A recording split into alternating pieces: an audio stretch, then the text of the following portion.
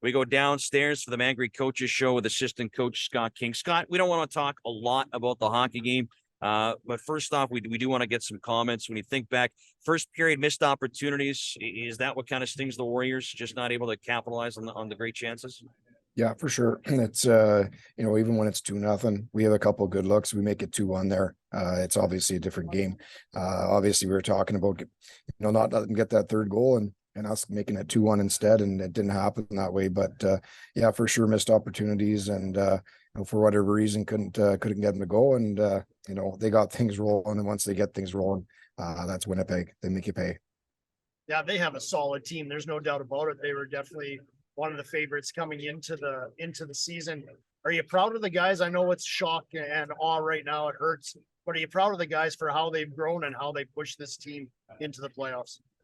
Yeah, a lot of positive things to say about the group not quitting. Tough break in game 4, could have been 3-1 series there, and a lot different outcome. That's hockey. It sometimes things go against you, and that was obviously a turning point in the series there, and they score in overtime in game 4. So, and even game 5, we were 2-2, and they get a late goal, and then they had a couple empty netters. So we're right there. That's the frustrating part, is that you're so close, and you feel that you're right there with them. And but good teams find a way to win in clutch times, and you got to credit them. They were down at different points in the series, and they kept battling back. And obviously tonight, it's not the way we wanted it to go, but obviously disappointing. But lots of guys should be real proud of the way they played all season in there.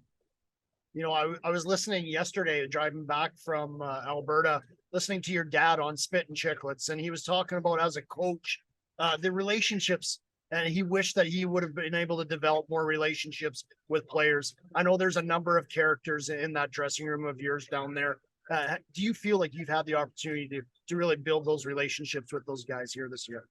Yeah, and I think it's having teenage kids, and you have teenage kids, and there's going to be good days and bad days, that's for sure. And it's about trying to roll with the way things go, and encourage them, and try and be positive with them, and try and get them on a path. And there's going to be days where you're a little frustrated, but I think it's just about trying to be cool and calm with them, and realize that mistakes will happen. And so it's been a real enjoyable group to work with. They care, they try, they show up every day with a smile on their face, and practices, there's lots of energy and lots of fun. So it's been a real pleasure to be around this group this year, for sure. Scott, you guys took a step from last year, going to game 6 in the second round against the Winnipeg Ice. I know it is early, but what do you hope that the guys who could return for next year, what do you hope they learned from this experience to try and get over the hump next year? Well, I know that they did learn. They learned that what it takes in situations and playoffs to play for the team, and not for yourself. And for the really, like, we were the frustrating part is we were right there with them. And I didn't think it was really like a lot of lessons we were learning. Like, we were right there, we were competitive, we were in the fight, guys weren't backing down. And you look at guys like Yager and Furcus this series, like, they were phenomenal. And they were difference makers on the ice. And guys like Korzak and Nats, they tried and they tried. And the thing that about a guy like Corsi that stuck out to me in the playoffs was just how his leadership on the bench during situations when things were going well, and when they weren't going well, I thought he took a huge step just in trying to lead the group in the right way and push guys forward. And that was great to see. And I think for him in particular, that was something I really noticed, and something he can take forward into his his professional playing days here. Mangry Coaches Show, the assistant coach, Scott King. Scott, on behalf of Derek, I do want to say thank you to you, as well to Gord Burnett and to head coach Marco O'Leary. I know we're biased when we say we get the opportunity to work with 3 of the best. You guys are open, honest. You never dodge a question. Always available to answer anything that we ask. So thank you again for another great season. We appreciate you guys always taking the time to talk with us, break down the game, break down the players throughout the course of the year. So thank you, Scott, for a good season and working with us. Yeah, no, I appreciate that, James. And you guys do an amazing job calling the games, and for all you do for the organization.